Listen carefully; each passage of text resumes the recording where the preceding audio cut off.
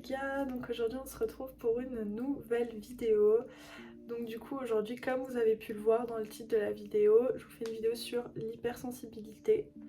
Donc dans cette vidéo je vais parler de mon expérience personnelle et également de ce que je sais. Je sais que ça peut peut-être aider certaines personnes car il y a quand même beaucoup de gens qui le sont, qui le remarquent au cours de leur vie. Si ça t'intéresse ou si simplement tu as envie d'entendre mon expérience personnelle, je t'invite à continuer la vidéo. Donc du coup moi en attendant je vais aussi un peu me préparer avec vous. Enfin me préparer c'est un grand mot, je vais simplement prendre soin de ma peau. Donc du coup faut savoir que moi je le suis depuis toujours, hein. On est avec, on peut pas l'avoir du jour au lendemain comme ça dans sa vie. Ma mère l'est et en fait c'est vrai que déjà depuis petite elle me parlait de ça et puis en fait je remarquais que j'étais très pareille qu'elle en fait sur certains points par rapport à ça et que ça me parlait beaucoup en fait. Depuis petite j'ai remarqué que j'avais plus de sensibilité que les autres. Là si je pourrais donner une définition de l'hypersensibilité, ce serait une sensibilité différente à la moyenne, donc quelqu'un de plus sensible qui ressent plus fort les émotions. Je pense que si je peux donner une définition globale, ce serait ça. Après, je pense qu'on a tous notre vision différente des choses par rapport à ça. En tout cas, voilà, c'est ma vision personnelle. Donc voilà, moi, ma mère m'en parlait, elle me disait que voilà, elle était comme ça, enfin elle l'est toujours d'ailleurs, parce qu'on ne disparaît pas, on l'a jusqu'à sa mort, hein, l'hypersensibilité. Et qu'il faut apprendre à vivre avec et qu'il faut apprendre à en faire une force parce que du coup forcément qui dit que tu ressens les émotions plus fortes que la norme, ben ça fait que du coup les émotions négatives malheureusement tu les ressens plus fortes en fait. Combien de fois, Dieu sait combien de fois on m'a dit: ah mais Nina, ah mais comment t'exagères, ah mais Nina tu fais ta drama queen, ah mais Nina t'es vraiment dramatique, genre ah mais t'exagères, ah mais pourquoi tu pleures. Enfin je pense que ceux qui le sont ont déjà dû entendre ça plusieurs fois dans leur vie et clairement c'est quelque chose que je déteste entendre en fait parce que en fait déjà bah on y est pour rien et puis il faut savoir aussi que je veux dire genre c'est pas un handicap en fait, on devrait en faire une force, notre force et rebondir par rapport à ça parce que du coup bah c'est vrai que ça peut être très compliqué à vivre comme je le disais étant donné qu'on vit les émotions négativement plus fort que la norme. Donc c'est à dire que moi vraiment après tout dépend aussi du parcours de vie de chacun mais on va dire que si je parle de moi personnellement, j'ai vécu pas mal de choses reliées à l'abandon. Donc déjà, bon, c'est quelque chose dont j'ai peur et on va dire qu'en fait, en étant hypersensible, ça s'accentue. Je pense que mes peurs s'accentuent et du coup, ça fait que du coup, genre, je vais être plus apte à pleurer par rapport à une situation qui va me faire penser à ça. Je sais pas si vous comprenez, j'essaie vraiment de m'exprimer correctement parce que c'est vrai que pendant des années, genre, c'était pas clair pour moi. Je me disais, en vrai, pourquoi genre je réagis comme ça? Pourquoi j'ai autant... Non mais pour vous dire pourquoi j'ai autant d'empathie pour les autres, parce que c'est tellement ça.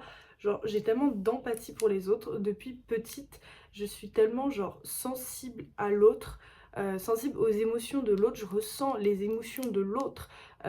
C'est-à-dire que si quelqu'un n'est pas bien, et plus particulièrement un proche, ça va plus m'affecter évidemment, mais si quelqu'un n'est pas bien, je vais le ressentir et je vais... Et en fait, c'est un peu comme si j'étais une éponge à émotions, dans le sens que je vais prendre les émotions de la personne et du coup, en fait, ça va gravement me toucher, en fait, même si la personne, je la connais pas ou on n'a pas forcément de lien proche et tout. Genre, c'est un truc de malade que je vais, genre, trop être mal pour la personne et en fait, du coup, bah, c'est un mal pour un bien parce que euh, dans le sens que genre on peut être là pour la personne et tout, mais je dis que c'est un mal par rapport au fait d'éponger les émotions de l'autre parce que du coup bah forcément on ne pense pas à soi et on peut s'oublier et la plupart des hypersensibles d'ailleurs s'oublient clairement et c'est mon cas. Voilà, je remarque que ça fait des années que je vis complètement pour les autres, que c'est-à-dire que je préfère en fait penser à l'autre avant moi. Je sais pas comment l'expliquer, je sais pas pourquoi, peut-être parce que j'ai plus peur de moi face à moi-même qu'à l'autre, mais du coup c'est ça, genre c'est-à-dire que ça fait des années que je vis un peu dans que à travers les autres en fait, c'est-à-dire que le bonheur des autres dépend de mon bonheur, donc c'est-à-dire que je peux tomber dans la dépendance affective fortement et c'est ce qui m'est vachement arrivé, que ce soit dans mes relations amicales ou dans mes relations amoureuses. C'est-à-dire que je dépends complètement de l'autre en fait. Si l'autre n'est pas bien, bah, je vais pas être bien, clairement. Et je vis pour l'autre et je fais tout pour l'autre. Ce qui m'handicape vachement moi-même dans ma vie perso parce que du coup je pense absolument pas à moi. Je pense pas à mes émotions et je pense pas à ma personne tout simplement et à travailler sur moi en fait. Et du coup ça, même il y a pas longtemps je me suis rendu compte de ça avec ma rupture etc. Avec mon ex, c'est que en fait je donne tellement tout pour la personne que je m'oublie. Genre c'est à dire que durant toute notre relation bah je pensais qu'à lui, qu'à lui, qu'à lui, qu'à lui. Je me réveillais, je pensais à lui, je vivais, je pensais pour lui, je dormais, je pensais à lui, et du coup, genre, c'est tellement horrible parce que du coup, genre, je suis quand même une personne à part entière et je suis censée quand même penser à moi en premier lieu. C'est un truc de malade que, genre, même dernièrement, je me suis rendu compte qu'en fait, meuf, t'es tellement trop là pour les autres que du coup, genre, carrément, t'es pas là pour toi, quoi. Et c'est, je pense, pour ça d'ailleurs que j'ai toujours été aussi la psy de mes potes, hein, je vais pas vous mentir. Genre, je suis vraiment la meuf, genre, on va venir se confier à moi en fait. Et je dis de mes potes, mais en vrai, même des inconnus, genre, combien de fois il y a des inconnus qui sont venus, on se connaissait ni d'Adam ni d'Ève, qui se sont confiés à moi. Je pense que les gens le ressentent, ma sensibilité, et ressentent, genre, je suis quand même quelqu'un de calme, de posé, qui juge pas et tout. Du coup, je pense que les gens le ressentent. Et du coup, genre en mode, je suis trop la psy de tout le monde. Genre, les gens, ils vont grave venir se confier à moi, me raconter leurs problèmes et tout. Je vous jure, c'est comme ça depuis des années. Genre, vraiment, des fois, je demande rien à personne, je veux juste vivre ma vie tranquille et tout. Et puis, genre, t'as quelqu'un qui vient, qui me raconte et tout. Et forcément, bah, moi, je vais être là pour la personne. Donc, du coup, bah, qu'est-ce que je fais?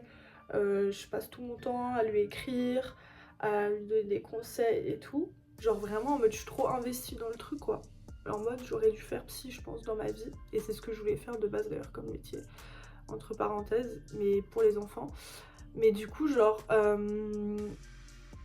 ouais, genre, je pense que c'est ça. C'est... Toute ma vie, depuis petite, elle est consacrée aux autres, quoi. Et je sais que c'est... Vous allez me dire, mais en vrai, faut penser à toi, faut faire des trucs pour toi et tout. Et c'est tellement plus facile à dire qu'à faire parce que du coup, j'ai tellement été habituée, en fait, d'être là pour les autres, tout le temps, tout le temps, tout le temps, que du coup, j'ai grave du mal, en fait, déjà à me retrouver seule. J'ai énormément de mal à être seule, voilà, dans ma chambre, avec mes pensées et tout. J'ai énormément de mal à m'endormir.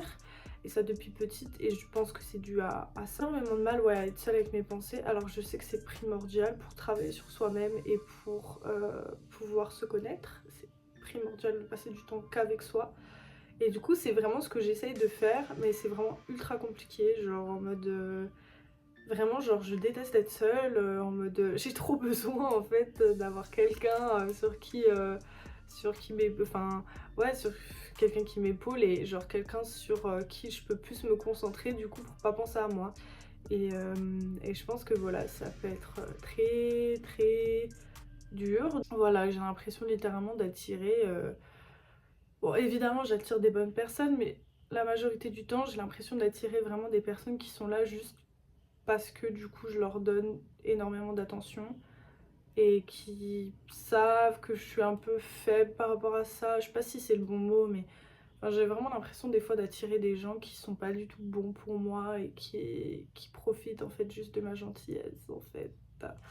Donc du coup voilà, je vais pas vous mentir, c'est un peu compliqué. Et du coup voilà quoi, c'est un peu ça. Et on m'a dit, que ce soit quand je parle avec ma mère, on m'a dit ça peut prendre des années pour vraiment se connaître soi-même et essayer de rebondir sur son hypersensibilité comme je disais au début de la vidéo, c'est-à-dire d'en faire une force. Ça peut prendre des années et des fois toute une vie. Genre des fois il y a des gens qui n'arrivent pas passer outre et à penser à eux, et du coup genre c'est très compliqué, c'est très complexe. Je sais pas si vous comprenez, j'espère sincèrement que je suis assez claire avec mes mots. Voilà, pour le coup c'est vrai que j'ai un peu parlé très négativement de ça.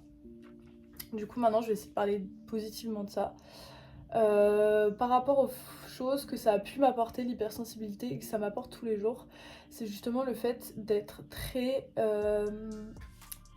émotionnellement intelligente. Parce que je sais pas si vous savez, mais il y a un peu de cas d'intelligence. Et moi, ce serait plus l'intelligence émotionnelle. Donc du coup, genre, j'analyse les gens très très vite et je peux très très vite comprendre une personne sans la connaître en fait. Voilà, je suis quelqu'un qui, souvent, je parle pas beaucoup, genre juste j'observe et j'analyse la personne. Et je peux très rapidement voir en fait comment est la personne en fait. Donc du coup, je dirais que c'est un peu un des points positifs. Du coup, c'est de pouvoir voir comment est la personne et tout ça. Et je pense que comme point aussi extrêmement positif, c'est le fait de, du coup, de pouvoir j'ai mis des années à le faire, mais de pouvoir accepter mes émotions, genre.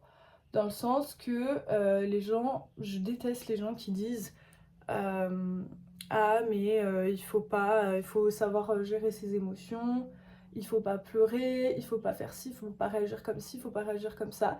Et en fait moi je vous dis tout le contraire, en fait clairement.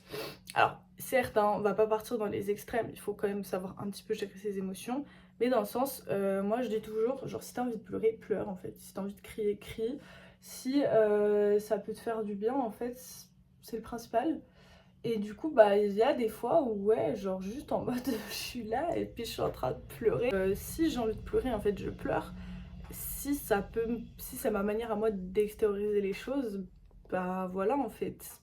Je suis pas comme toi qui va peut-être tout intérioriser et puis qui va extérioriser ça d'une autre manière. Donc voilà, je dirais que j'ai appris quand même avec les années à accepter mes émotions telles qu'elles venaient. Donc du coup, ben ça m'aide sur beaucoup de choses. Du coup, bah, je vais genre plus intérioriser comme je faisais au début. J'intériorisais tout et puis en fait après ça a pété, genre vraiment, mais ça a pété quoi, genre c'était comme une bombe à retardement. C'est-à-dire que j'intériorisais tout et puis du jour au lendemain, d'un coup il y avait une petite dispute et du coup genre je pouvais te ressortir des trucs qui dataient d'il y a genre super longtemps et tout parce que j'avais extériorisé ça. Et maintenant c'est plus mon cas, genre c'est-à-dire que si j'ai un truc à dire à la personne, je vais lui dire directement que ça lui plaise ou non, parce que du coup genre j'ai appris à vivre avec ça et j'ai appris surtout à me dire que en vrai bah il faut en fait extérioriser, que c'est super important parce que je l'ai remarqué, trop intérioriser en fait ça met des obstacles surtout pour le coup et ça peut être vraiment mauvais en fait sur la durée. Ça peut être aussi très mauvais de pas dire les choses et de trop les garder pour soi. Donc du coup maintenant je me dis bah nique sa mère en fait, si la personne n'est pas d'accord avec ce que je pense, bah c'est que c'est pas une personne qui est faite à rester dans ma vie clairement. Et du coup je pense qu'il faut penser comme ça, il faut voir les choses comme ça. Parce que du coup genre en fait le fait de du coup extérioriser, bah tu vas plus garder le problème sur tes épaules, tu vas plus penser tout le temps à ça et tout. Genre juste tu vas lâcher ton truc. Et après, tu verras que tu vas te sentir ultra libérée, clairement. Et que du coup, genre, ce sera cool parce que après, bah, l'information, en fait, la personne, elle fait ce qu'elle veut de l'information que tu lui as donnée. Après, toi, tu t'es juste libérée de ça, en fait. Je pense que c'est ça. Le mot, je pense que ce serait la libération, du coup, de tes pensées. Après, comme je vous ai dit, je pense que ça prend des années. Enfin, en tout cas, pour ma part, je pense que j'ai pas fini d'en apprendre sur mon hypersensibilité. J'ai pas fini d'apprendre à vivre avec. Parce que, voilà, il y a encore des trucs qui sont très compliqués à faire avec. Mais j'avance dans la bonne direction. Je suis dans la bonne voie. Et je suis toujours quelqu'un de très réfléchi déjà de base. Je me pose beaucoup de questions sur la vie, sur moi-même notamment. Et du coup, bah, je pense qu'il faudrait que je prenne ça comme une force et me dire, en fait, c'est trop bien parce que du coup, j'ai l'intelligence émotionnelle, donc du coup, je peux faire des introspections sur moi-même. Et donc, du coup, genre, je peux devenir une meilleure personne. Et je pense qu'il faut prendre les choses comme ça. Je pense que je vais essayer de les prendre comme ça. C'est de toute façon, on peut toujours devenir meilleur, on peut toujours s'améliorer sur plein de trucs. Et du coup, le fait de prendre ça comme ça, ça va m'aider à avancer plus vite peut-être et à devenir meilleure du coup en fait. Tout simplement parce que j'ai envie d'être meilleure et parce qu'on peut tous devenir meilleurs. On a tous des choses sur lesquelles travailler au fond de nous. Et du coup, je pense que c'est le plus important. Moi, je pense clairement qu'on a tous une mission sur cette terre et qu'on est tous là pas pour rien et qu'on a tous quelque chose à accomplir, que ce soit personnellement ou avec les autres. Et je dirais, en tout cas, ce que je pense, ça se trouve, ça sera pas du tout ça, ça se trouve, c'est pas du tout ça ma mission sur cette terre, que c'est totalement autre chose. Mais perso, ce que je pense, que je me suis beaucoup questionnée par rapport à ça, je pense que ma mission sur cette terre est d'aider les autres. Voilà, je saurais pas vous dire pourquoi, mais j'ai pensé à ça l'autre jour. J'ai énormément réfléchi à ça ces derniers temps et je me suis dit en vrai je pense que c'est d'aider les autres parce que du coup je suis dotée de certaines capacités que les autres n'ont pas, notamment du coup émotionnellement, et que du coup c'est pas pour rien qu'on vient se confier à moi tout simplement et que je préfère penser aux autres qu'à moi. Voilà, je pense que c'est ma petite mission sur cette terre que j'essaye de faire du coup. Et après je sais, vous allez me dire c'est important de pas s'oublier non plus. Voilà, que je pense à moi, que je fasse aussi des trucs pour moi. Donc du coup je vais pas vous mentir, c'est sûr hein.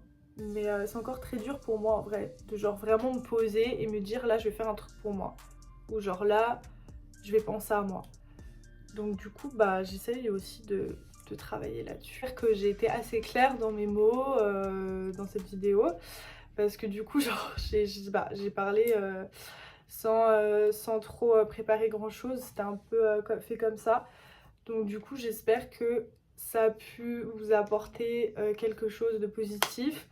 Ceux qui sont hypersensibles et qui regardent cette vidéo, je vous envoie évidemment tout mon courage parce que je sais qu'à quel point c'est pas simple non plus à vivre avec au quotidien. Ça fait énormément de bien de la faire et je voulais la faire depuis un petit moment déjà.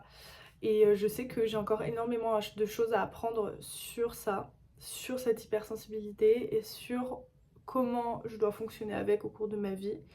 Mais voilà, je voulais en parler, je voulais... D'ailleurs, je suis très ouverte à avoir vos avis là-dessus. N'hésitez pas à venir m'écrire en DM. Comme d'habitude, je vous mets tous mes réseaux en description. En tout cas, merci à tous. Je vous retrouve bientôt pour une prochaine vidéo.